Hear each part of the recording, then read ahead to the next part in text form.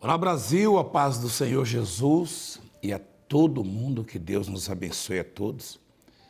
Nós vamos orar agora, vamos falar com Deus, né? Prepare o seu coração. Se você quer colocar um copo com água, faça-o. E nós estaremos orando por você. Estivemos juntos com uma multidão no último domingo. Uma multidão. O poder de Deus se manifestou de forma grandiosa, extraordinária, tocando as pessoas, curando-as, libertando-as. E foram muitos os testemunhos daqueles que saíram das trevas, das garras de Satanás, das drogas, da criminalidade, da prostituição. Aqueles que saíram das dívidas, que prosperaram, estão prosperando. E o próximo domingo será especial, será muito abençoado também. Em São Paulo, o bispo Maurício estará ministrando e eu e a bispo estaremos em Angola, no dia 15, em Angola, também com uma multidão ministrando, abençoando e vendo de perto, né? Depois de muito tempo, alguns anos, o povo maravilhoso ali da África, angolano, tá bom? Eu quero orar com você agora, vamos falar com Deus. Nosso Deus e nosso Pai, nós entramos em oração na Tua presença e de todo o nosso coração lhe suplicamos. Pedimos que o Senhor faça maravilhas na vida do Teu povo, que o Senhor restaure a vida do Teu povo. Há pessoas aflitas, Pai, sofrendo, gemendo, vivendo uma fase difícil, ruim da vida, com dívidas, com problemas na saúde, sem conseguir reverter, com problemas familiares e espirituais, pessoas que chegaram no limite dos seus recursos. Precisam ser tocadas pelo Teu poder, envolvidas no Teu poder. Cancerosos, leprosos, paralíticos, pessoas que saem de longe para buscar socorro no Senhor. Eu oro para que elas sejam socorridas, Pai, que a Tua misericórdia possa alcançá-las, que o Senhor possa tocar de forma extraordinária, grandiosa e poderosa, livrando essas pessoas, tirando o peso, o embaraço, a angústia, problemas no casamento, na saúde, na vida financeira, portas que se fecharam. Meu Deus, abra as portas, Senhor, na vida deles. Abra as janelas dos céus e derrama bênçãos sem medidas, Pai. Nós te pedimos e te agradecemos. Oramos pelos dizimistas para que prosperem. Abra as janelas dos céus sobre os dizimistas. Multiplica na vida deles. Levanta um povo, Pai, fiel e abençoado, próspero, multiplicando tudo na vida deles, as maravilhas, as bênçãos, dando a eles recursos para que possam abençoar a Tua obra e a Tua igreja possa sair da situação difícil, das dívidas, de humilhação. Abençoa, Senhor. Consagra esta água e quem dela beber receba vida. Em nome do Pai, do Filho e do Espírito Santo. Amém. Beba da água abençoada em nome de Jesus. Graças a Deus. E essa semana é uma semana decisiva para a igreja, para a obra de Deus. Estamos convocando uma multidão para honrar a obra com uma oferta de R$153, que é da multiplicação. É a oferta mais abençoada desse ministério, dessa obra. E você não vai ficar de fora, toma posição, toma posse desse chamado, desta bênção. Diga: eis-me aqui para Deus. E esteja conosco, participando do 153, ainda essa semana, nos próximos 10 dias, né? E honrando. Você pode ligar na central se orientar e deixar o seu nome, inclusive, vamos subir o monte antes de domingo, tá? Antes de domingo eu estarei subindo o monte. E você pode também abençoar a obra de Deus, dando condições para que a obra realmente ela possa prosseguir. Então ligue agora ou vá diretamente a um banco, uma agência bancária, ou através do seu celular mesmo, de um aplicativo, faça a sua oferta, a sua doação. R$ 153 é a oferta que estamos pedindo, representando a multiplicação, tá bom? A nossa Bíblia está aberta no Salmo 32. Queria que você acompanhasse conosco o Salmo 32, tá? Diz assim: a bem-aventurança de quem recebe perdão. Olha que coisa maravilhosa. A bem-aventurança de quem recebe perdão. É um salmo de Davi. Foi uma fase muito difícil na vida de Davi. Davi, ele tinha uma fé extraordinária, uma comunhão tremenda com Deus, mas em algum momento ele se sentia aflito, ele se sentia angustiado e cercado também, como acontece conosco nos dias de hoje. Por mais que tenhamos fé, por mais que estejamos na presença de Deus, em algum momento as adversidades afloram e batem com ímpeto contra as nossas vidas. E é necessário muita fé mesmo, como foi pregado no último domingo, e a esperança que nos salva, né, em Deus. Então diz assim: bem-aventurado aquele cuja iniquidade é perdoada e cujo pecado é coberto. Bem-aventurado o homem a quem o Senhor não atribui iniquidade, em cujo espírito não há dolo. E quando eu calei os meus pecados,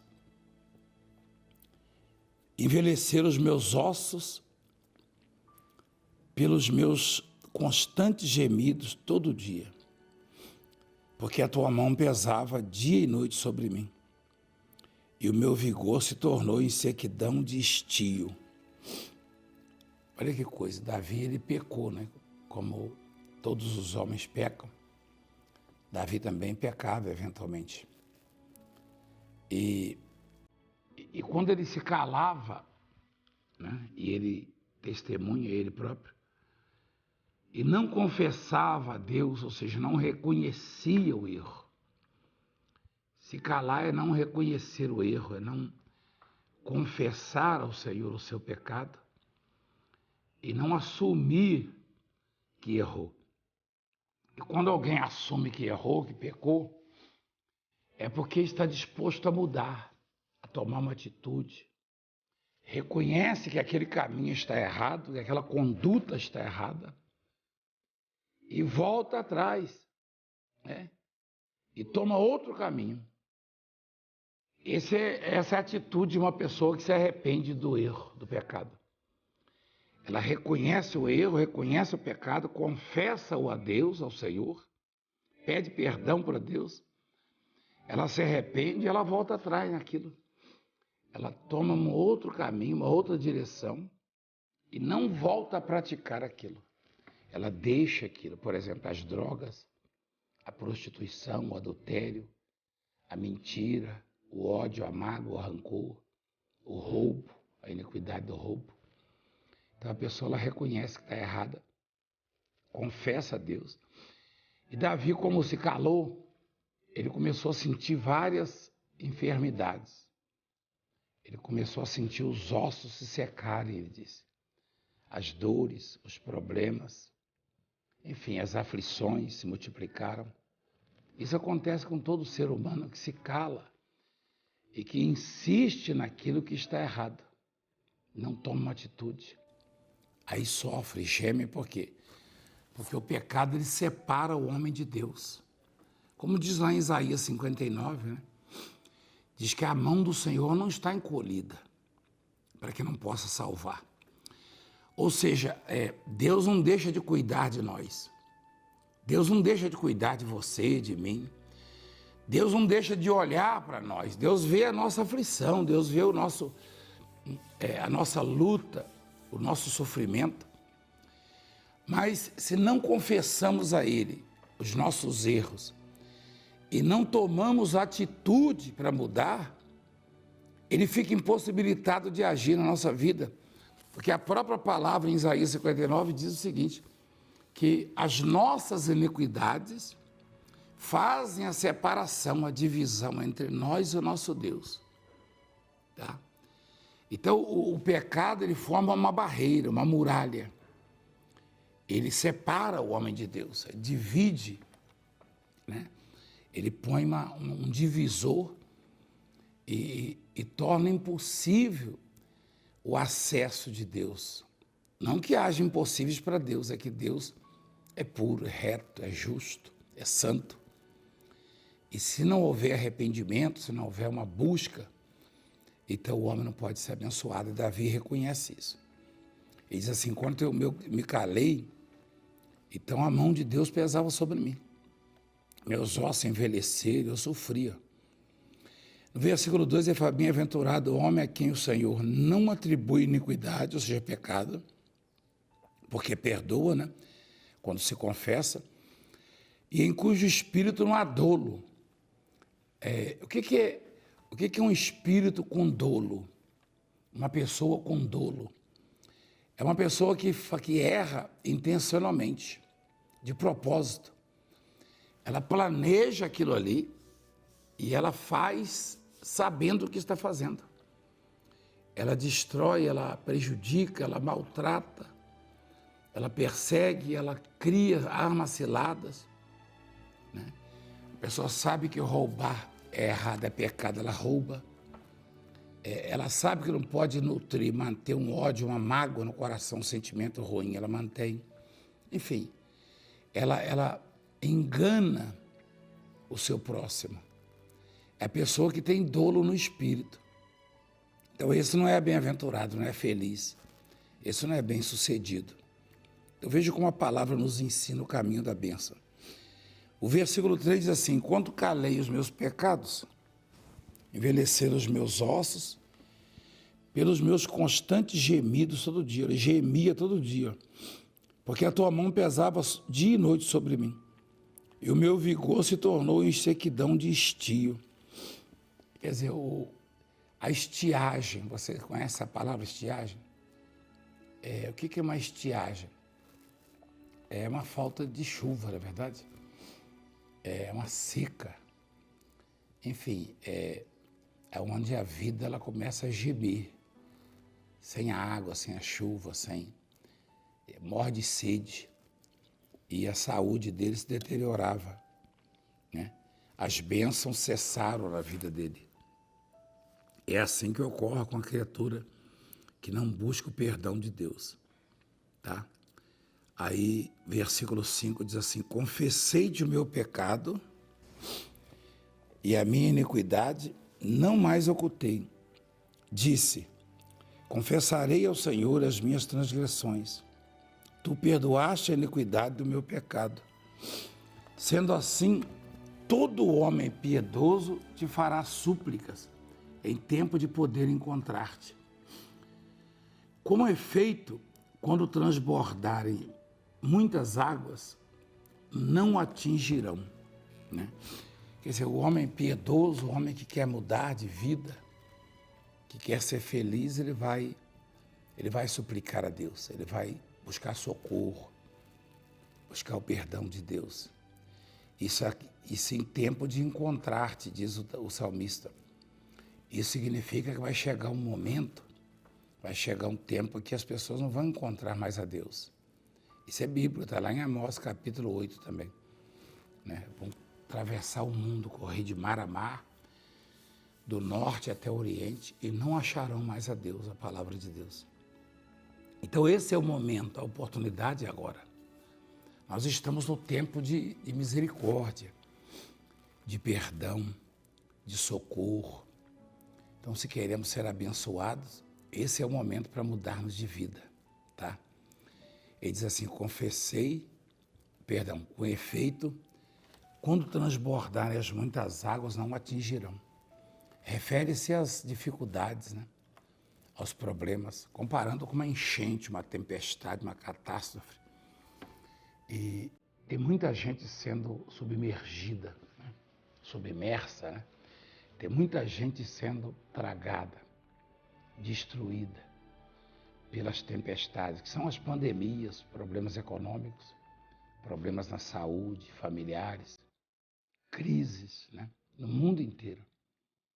Por quê? Porque estão distantes de Deus, estão longe de serem bem-aventurados. Tá? Continuando no versículo 7, diz assim: Tu és o meu esconderijo, tu me preservas da tribulação e me cerca de alegres cantos de livramento. Instruir-te-ei e te ensinarei o caminho que deves seguir. Isso é Deus falando. E sob as minhas vistas, meu olhar, né, te darei conselho. Não sejais como o cavalo ou a mula, sem entendimento, os quais com freios e cabrestos são dominados. De outra sorte não te obedecem. Muito sofrimento terá de curtir o ímpio, mas o que confia no Senhor, a misericórdia o assistirá. Alegrai-vos no Senhor, regozijai-vos, ó justos. Exultai vós todos que sois retos de coração. O conselho é para não ser como o cavalo e a mula. Quem é do interior sabe que o cavalo e a mula não obedecem ao homem naturalmente, normalmente não.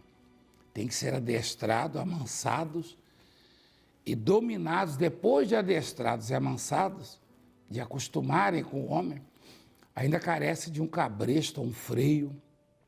Não é verdade? É. Por quê? Porque do contrário, como diz a palavra, não obedece, não te obedece. Tem muitos homens que estão vivendo desta maneira, dessa forma. Só procuram a Deus na aflição, na angústia. Deus não os rejeita. Não. Deus não censura alguém que reconhece que sem Ele não pode vencer e vai até Ele e se prostra diante dEle. Mas o que Deus quer é que tenhamos o entendimento e que não seja necessário freio ou cabresto que vem em forma de sofrimento às vezes.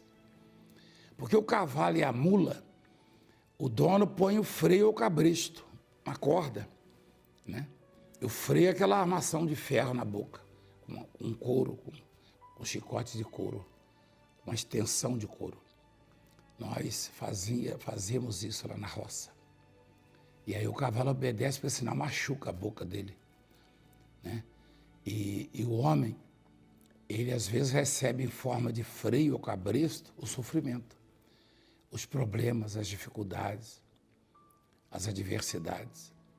Deus gostaria que não fosse necessário freio ou cabresto para obedecermos a Ele, que pudéssemos viver vida saudável e em obediência. Você entende agora, pastor, bispo, pastora, missionária, obreiros, povo de Deus? Olha como é maravilhoso. Ó. É como um pai e a mãe, né? Que às vezes castiga o filho, mas não gostaria de fazê-lo.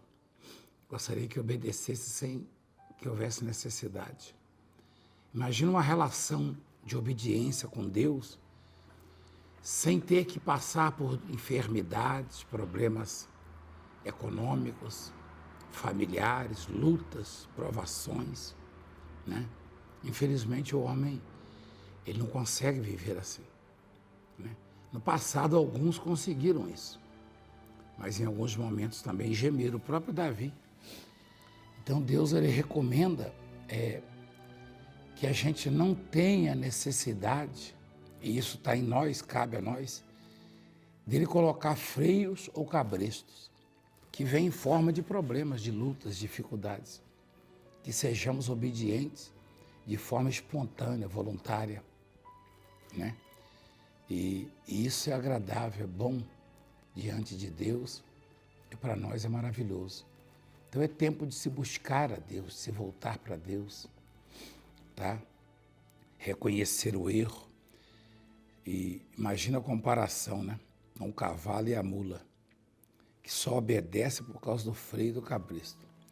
Versículo 10 diz assim: muito sofrimento terá de curtir o ímpio, que é o freio cabresto. Mas o que confia no Senhor, a misericórdia o assistirá. Olha que maravilha. Então, vamos confiar em Deus, andar com Ele, viver na presença dEle, tá bom? Que Deus abençoe a todos nós. Que Deus cuide de você. Que Deus abençoe os dizimistas, os patrocinadores. Que Deus multiplique os dizimistas, os patrocinadores e dê condição à obra dEle. Amém. Graças a Deus. Então, domingo agora será especial em todas as igrejas mundial do Poder de Deus e principalmente em Angola, Luanda, na África, onde estaremos com o Bispo Hildo neste próximo domingo. Deus abençoe e até lá em nome de Jesus.